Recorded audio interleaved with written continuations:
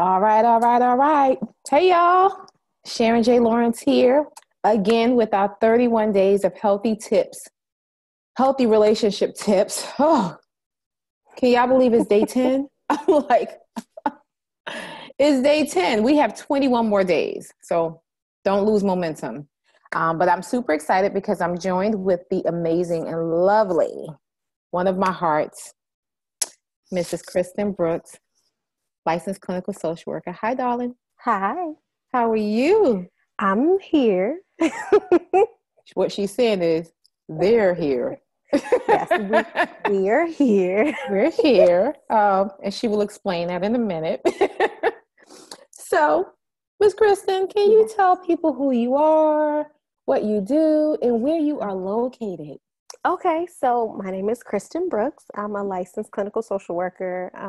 I own a private practice, Building Beyond Therapy in, I guess, Largo / Upper Marlboro, Maryland. Yeah. My practice focuses on maternal mental health, so working with pregnant women, new moms, just moms in general, creating a safe space for mothers to sort of come in and not be moms in the moment, because we have to be moms all the time. And so it's just an opportunity for women to come into a space and just be themselves, for a short period of time and have a place to release. Because we as mothers don't get that very often. And so, as you all know, everyone, this week is focused on families. So every speaker is bringing a different spin on how to make sure that we have healthy relationships with the people in our lives and how we, and also pay close attention to how we function. So Kristen, tell people why I said, why you said we? Yeah. Because I am 8 months pregnant. Yes. With my third baby. Yes. Yeah. And so, we are a package deal at the moment. Speaker in the making. This is amazing. So start them early. Yeah. So, we're here. Okay. Yeah. Right. So let's go ahead and talk about this family component when it comes to establishing a healthy relationship. Go further into what that looks like when you say mommy mode 100% and not having that cut off. What does that mean? So this area is very personal to me because, like I said, we'll have 3 children in a matter of a month. But I have a 5.5-year-old and a 3.5-year-old. And so they are not really self-sufficient. And so from the time they wake up until the time they are asleep, it is, I'm sort of in mommy mode, like you said, right? So it's, mommy has to make sure that you get up and put your clothes on. And, while I have a husband, he's gone before everybody gets up to go to work and school. So for the moment my feet hit the ground every morning, I am on breakfast duty and clothes duty and toothbrushing and drop off to school and pick up from school and come back home and do homework. And so, it's this constant go of being sort of accountable for somebody else and sort of having to put yourself on the back burner. Right. Okay. So being 100% on, where does that balance come into play where, one, you understand when it's time to make sure that there's some healthy boundaries or structure so that you can be okay and they get the time that they need? How do you all make sure that you're all getting what you need? It's an art, and you sort of have to learn over time how to do that. It took me realizing that I have to be very intentional about setting time for myself, and even more so expressing to them that I need time for myself so that they understand it's okay for mommy to take a break, right? That while I am your mother, I am Kristen first. While I am a wife, I am Kristen first. And so in that regard, making sure that they understand that when I say I need a break, you have to respect the fact that I need a break. And the same thing is true for them. From birth, I've sort of given them the opportunity, if they start to feel overwhelmed or if they don't want to be bothered, to sort of separate themselves from the family and, go in your room and you can close your door. I'm going to come in, but you can close your door. Or you can just sort of, move off into a separate space. Because it can get to be a lot. You don't always want to be bothered or touched or called. And so being very intentional about communicating what your needs are to your family early on, because like I said, they're 3 and 5, but they understand when mommy and daddy need a break. You have to respect that. And it doesn't mean that you don't have to allow them to get a break. Right. You're included in that. Correct. So teaching them early on that they can also set those boundaries and limits and get what they need done. It makes me think of like your 2 girls. If one is saying, you know, mommy, she keeps touching me, make her stop, you know, and you're like, okay, well, you can separate. You don't have to stay. So you're teaching them again early how to say, I'm not okay with this right now. I need a break. Can we have a timeout? You know. And they share a room by choice, even though they have the opportunity to have their own room. They are connected at the hip. But even in that, they sometimes, like you said, will go back and forth. And I'm like, well, one of you go in one room and the other one goes in the other room. And they still tend to gravitate to themselves, you know, back to each other. But to know that they can take that time for themselves and they can always come back to home base, is really important. That's cool. All right. So let's see. This is good stuff. Miss Alexis Jones says, hey, ladies. Hey. Hi. Hey, Miss Tasha and Miss Lisa Brooks. And First Lady Tandra is watching. Hey, Marcus from Urban Style Media. Thank you for watching. Let's talk about these boundaries for dads, because Marcus is a dad. His daughter's so cute. Oh, my gosh. I was like, is that your baby? She's adorable. Talk about how do you help dads, you know, in this makeup, even though you got a lot on your plate, dads still play a major role. How do dads get what they need in this process? I think that it can be really hard sometimes for dads, specifically if they want to be very hands-on and very involved, which is a great thing.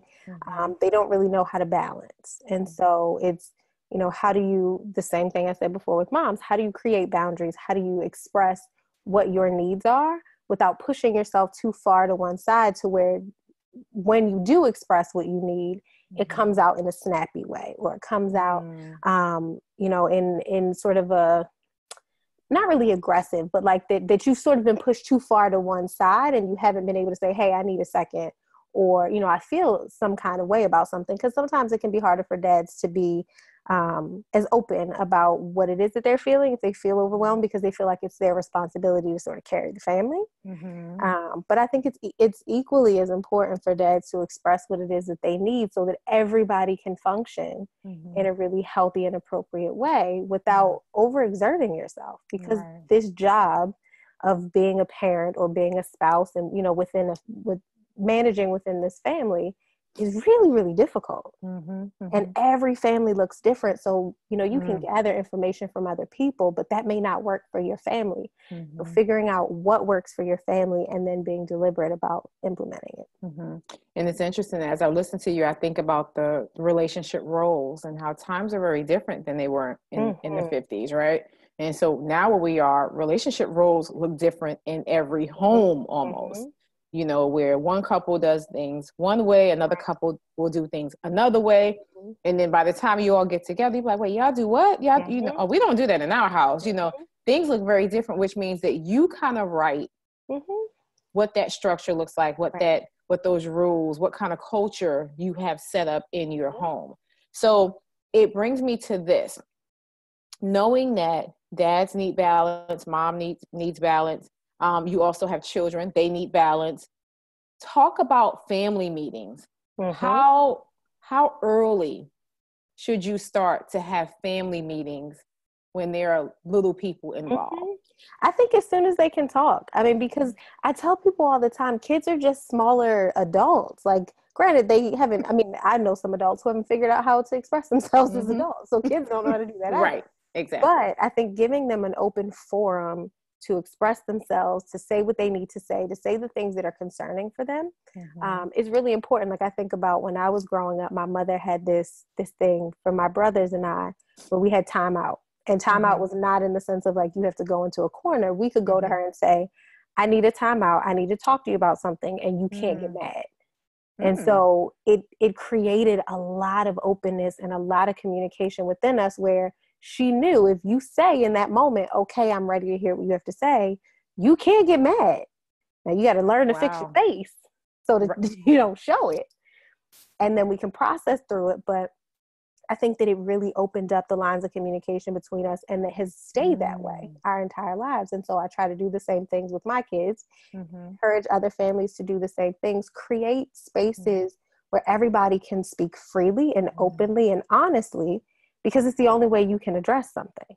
If your children or your spouse or, you know, whomever's in the house is afraid to come and address something with you, we're never going to get it resolved. We have to create open spaces. And like you said, in those family meetings, whether it's weekly or bi-weekly, or even if it's just once a month, to check in and see how everybody's doing. It allows opportunity for feedback. It allows opportunity for learning, for connecting. And I think the earlier you can do that, the better, because then you start to create this culture of openness and communication within your family. So there are no secrets. And my mother said this to me, and I say this to my kids: we can have surprises, but we don't have secrets. And so because of that, I'll write that down. because of that, anything that's going to happen, if somebody tells you, oh, this is something we're going to keep secret, my kids, first of all, they can't hold water, but they know we don't keep secrets with mommy and daddy. We tell mommy and daddy the things that are important to us. We can have surprises, and those are two very different things. That's right. This is awesome. Thank you. We have a question from Mrs. Jones. How do you help children see happy, healthy, emotional connections between parents, specifically with managing conflict?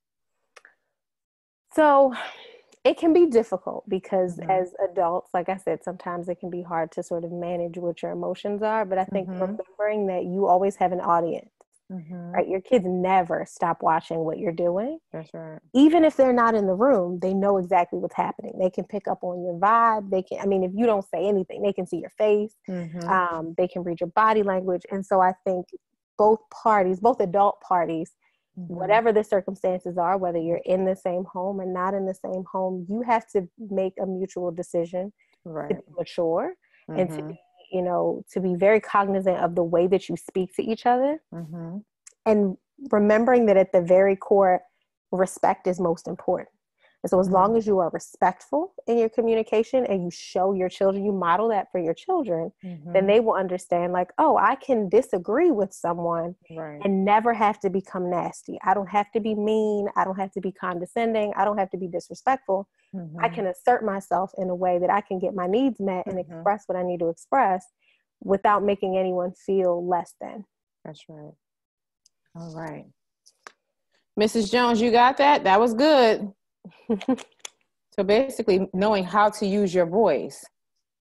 Well, first, teaching your kids that they have a voice. Because a lot of times, like we've been taught, it depends on the culture that you grow up in. But I think a lot of times culturally, people are taught that children are supposed to be seen and not heard. Yes. But then when they're older and they don't know how to express themselves, we ridicule them for that. But when were they supposed to learn? Right. They were supposed to learn when they were little, and you teach them that they have a voice, but teach them how to appropriately utilize their voice. And that's the piece that we miss very often, is that we have to show you how to use your voice appropriately and not stifle that voice, because then you become 30, 40, 50 years old and you don't know how to stand up for yourself or assert yourself because you weren't taught. You were always taught to sort of fade into the background and be quiet. And that's not helpful. Right. There you go. I'm thinking about all the kids that still are like that, where it's not necessarily said, you know, don't talk, but communication is not encouraged. Right. So where you have parents who don't communicate with their children, they don't know what's happening in their lives. They all look good, but you don't know what's happening around them, with them. You don't know how they feel. Can you speak to how do you help parents establish that healthy connection if it does not exist? Because we know for many people, it's hard when they don't know how to do something. So what's a simplified way that you can encourage a parent or parents to start establishing that open and honest communication with their children? I think first, as adults, we need to own our own stuff and own the things that we don't know and the things that we were not taught, and figure out what is it that generationally we need to stop and seek help to do that.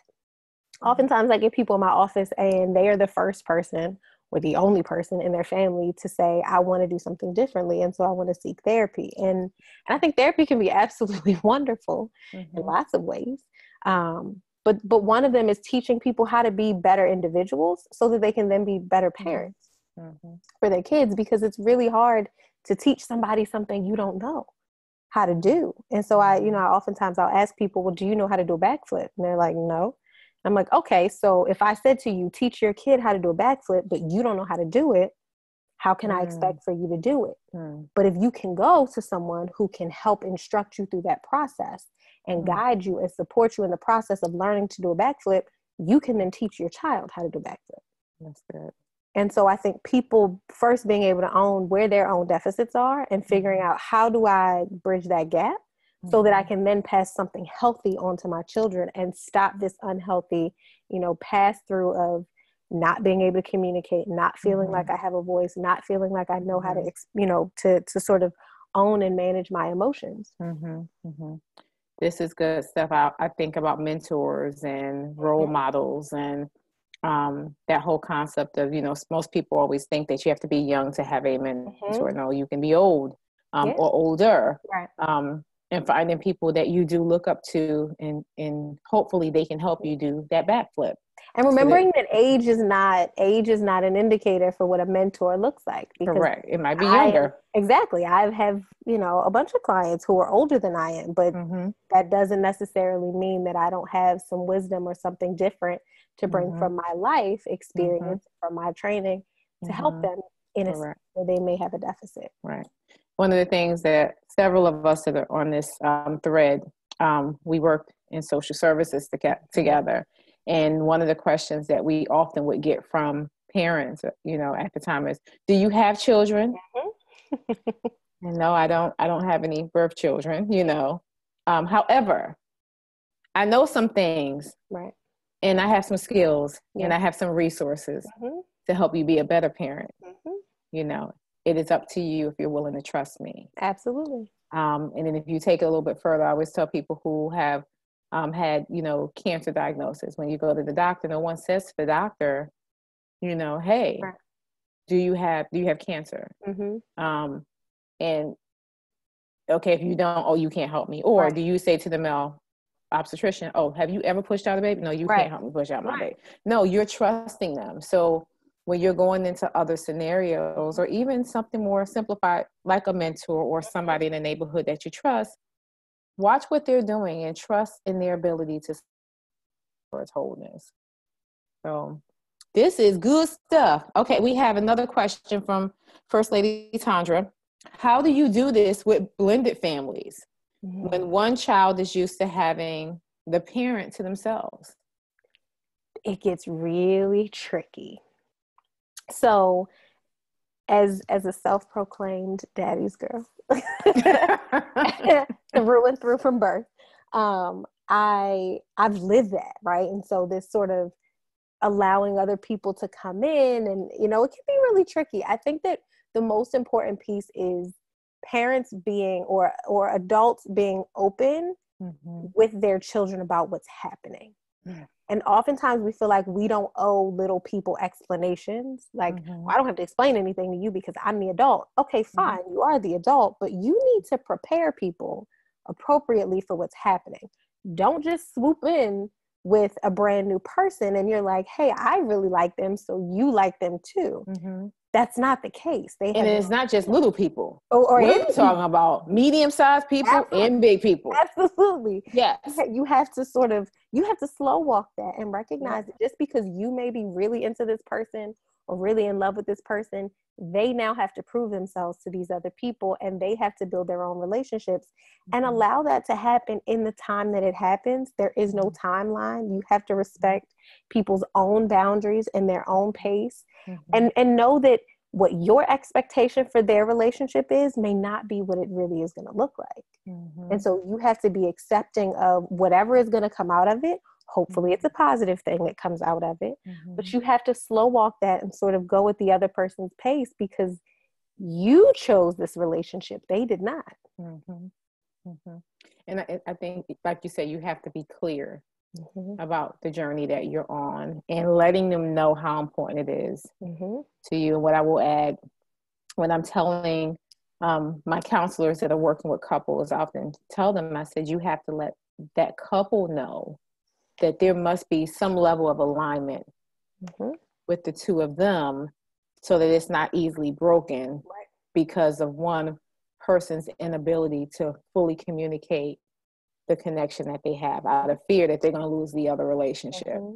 And you got to be willing to protect your intimate relationship with your mate or your spouse and be able to protect your relationship with your child. But at the end of the day, if you're married, that does come first. But it doesn't mean you push people away. But you got to be clear and in a respectful way, help them understand, okay, well, this is what I'm doing right now, but I don't want this to be an issue. Also, I don't want you and the other person to be at odds. Yep. And I think that the more that people, like I said, are open and sort of honest within the process of what's happening and sort of letting people know throughout letting that person know throughout the process, this is what's happening. Don't just sort of spring anything on people. You can help people better prepare, and then you can start that dialogue, like you said, the open communication around how do you feel about it? What are some of your apprehensions? What are you expecting from this person? Versus it just being, hey, here's so-and-so, just deal with it. Because you run the risk of it being a lot harder to manage. One of the things that Tandra also asks is, what do you do when one child is used to having a parent to themselves?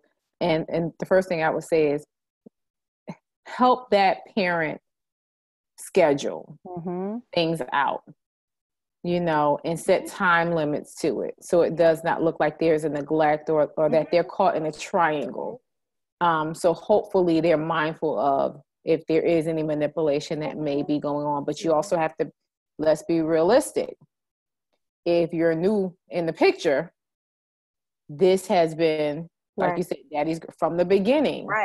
They're going to probably remain daddy's girl or daddy's boy, whoever, forever. But you can bring some balance to it, but you can't force it. And you just said a really good word, balance. And so I do this exercise with some of my clients just around balance in general, mostly with moms around figuring out, like, how do you balance the roles? Because typically, if you've started out as yourself and then you're in this relationship, you've had to split yourself in two ways. And then you become a parent and you have to split yourself again. And then you might, work and you split yourself again. How do you figure out what that balance looks like? And I think people have this, from my perspective, people have this misconception that balance means that everything has to be equal. And it doesn't. One area may be, more full than the other, but as long as everything still equals out to 100%, you're okay, because there will be an ebb and flow. Sometimes my work may require more of me than being a mom does at that moment, or vice versa, or me being a wife may require more of me than being a mom or whatever. And so figuring out what balance looks like for you is really, really important. Yeah, I got that. Hope y'all are getting this information. All right, let's see who's watching. Hey, Sabra. Hi. Your office mate down the hall. Hey. Lexi said, so good. Thank you. Fran Pooh is on. Kevin Issa. Oh, that's my brother. Hi, brother. Oh. He said, took me a solid 10 seconds to realize where I knew her from. I'm going to need you to know where you know me from. Wow. Okay. Dr. Tana, this is so awesome. I love both of you ladies. We love you too. Sierra's watching. Hey, Sierra. Hey, Simone. Let's see, Tasha again. And I think, and Lisa. Yep. So I think we have everyone. So we're at like 3 minutes. This is the moment where you all need to type in whatever questions you have, comments. Give us a thumbs up if what Miss Kristen is saying is awesome. Come on, give me some thumbs up. We need some hearts or something to be flowing on this screen. Come on, help me out. Don't let me be the only one. Oh yeah, they're coming. There they go. There they go. There they go. Thank you, y'all. That's funny. Come on, send some hearts, but this is good stuff. And so I'm grateful. We also have Brittany Fleming. Hey, Brittany. She says she loves you. Oh, I love you. Sierra said, love it. Thank you. Lexi said, that's my friend. So this is awesome. Thank you all. All right. So we're at 8:28. All right. So this is the time. If you all don't have any more questions for Miss Kristen, are there any last minute tips that you feel, or any last minute statements that you feel like you need to share with the people so that they can walk into 2020 with a different mindset? It's about to be a very busy year. Very busy year. But I think the biggest thing that I personally want to encourage people to do, because this is what I'm working on for myself, is remembering that you don't have to know everything that's coming, and that you don't have to be in control of everything. Take everything as it comes, but keep your sanity. And whatever it takes to keep your sanity, boundaries, time to yourself, self-care, taking a step back, locking yourself in the bathroom from your children, even though their fingers might be underneath the door. Wow. Doing those things because that happens. Doing those things because those are the things that help you reset, and find something every single day that helps you reset, so that when you start your day, you can start your day in a positive mindset instead of bringing, whatever else is compounding in your life forward. This is awesome. Clearly, Kristen has her own Jumanji going on over there, all types of adventures, but when they regulate. Yeah, we would need a whole nother segment, probably about 45 minutes. It would be a comedy special for 31 days. It is, and I'm sure we would be laughing, but she would be laughing to keep from crying. Yep, every day. But this is awesome. Okay, so we have a couple. Oh, we have some more questions. Okay. Andrea Joseph says, I'm an LPC from Virginia. This was so good. Just happened upon it on Facebook. Hey. Thank you, Andrea, for watching. Dr. Tana said, amen. That was for her, Brooksy. Your brother says, look, like your brother, what advice would you give to couples who want to / should seek therapy, but are trying to balance the day-to-day of life? Make it a priority. Anything that's important to you. People make time for the things that are important to them, right? Indeed. People find time to watch the football games on the weekends and on Thursday. The Ravens are playing. Let's hope the Ravens win. People find time to go. Yes. People find time to go to the mall. People find time to get their nails done. People find time to sit and watch whatever show they want to watch. Find time for the things that are important to you. And if your relationship is important to you, you will make the time to invest in it. Wow. I hope y'all got this. This was good information. This is pretty much the highlight of my day. I do not understand. Every day people ask me, wait, what are you doing for 31 days? What did you sign up? What were you thinking? And then when I get on at 8:00, I go, this is why I was obedient, because somebody needs this information. And it could only be coming. It could only be you, Sharon. There's only one person who could do all this, and this is you.